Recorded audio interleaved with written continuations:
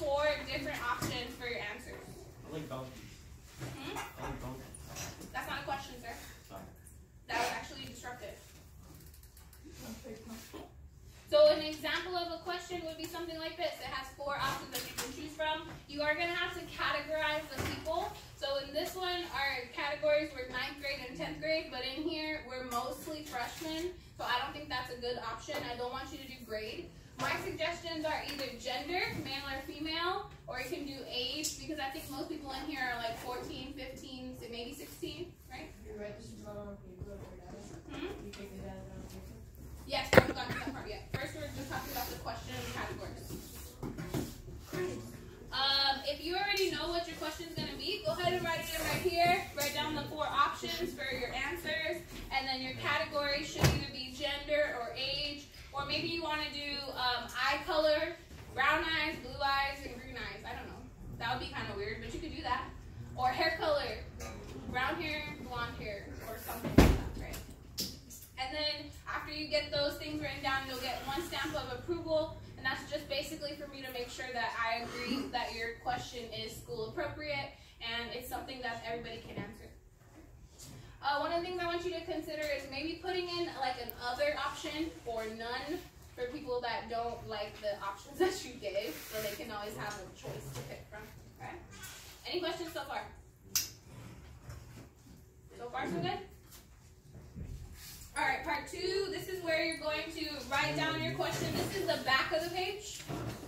So you'll write down your question, and then people will fill it in, their name, their choice out of the options that you're giving them, and then this will be the last one for your category. So maybe you'll put gender here, then they'll put in male and female.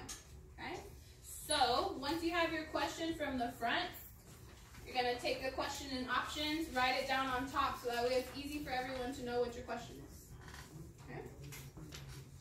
And you should get at least 20 people to fill this out, and it's only going to be in here. All right, that's part 2. Good? Part 3, you're going to create tables. I do have some templates for you to use for the tables, so you can fill those in.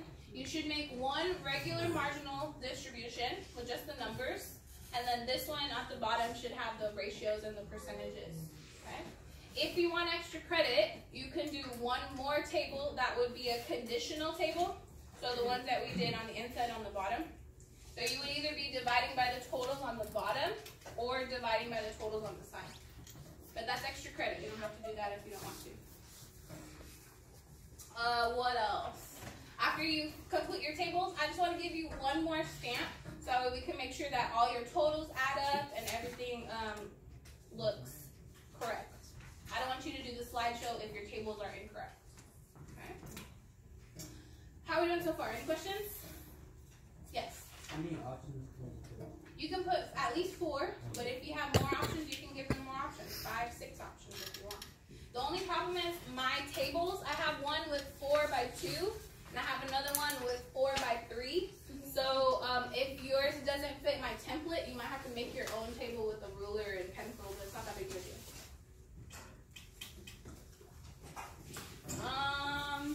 All right, that's part 3.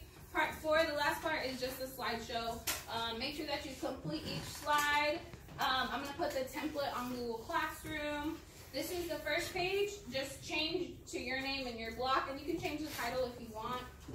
I do have a slide where you're going to tell me what was your question, what were the choices that people had to choose from, and what categories did you use.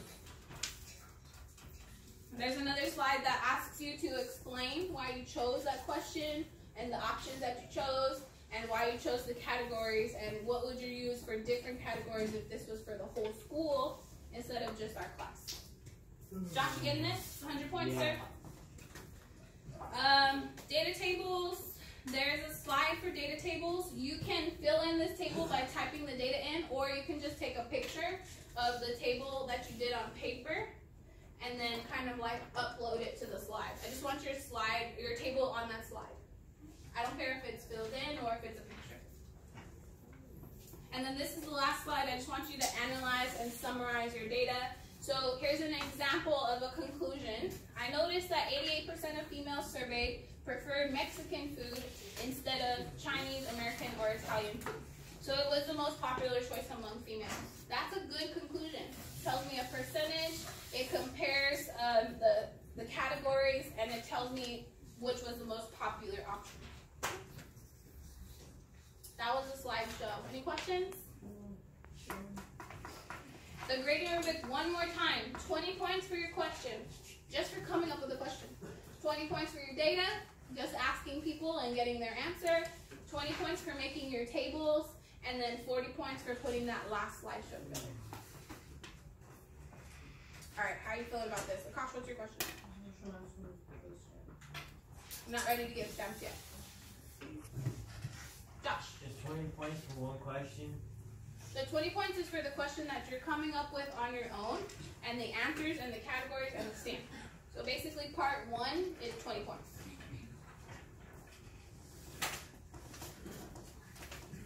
What else? That's it? Alright, you guys got the rest of the block to get started on this. I'm going to come around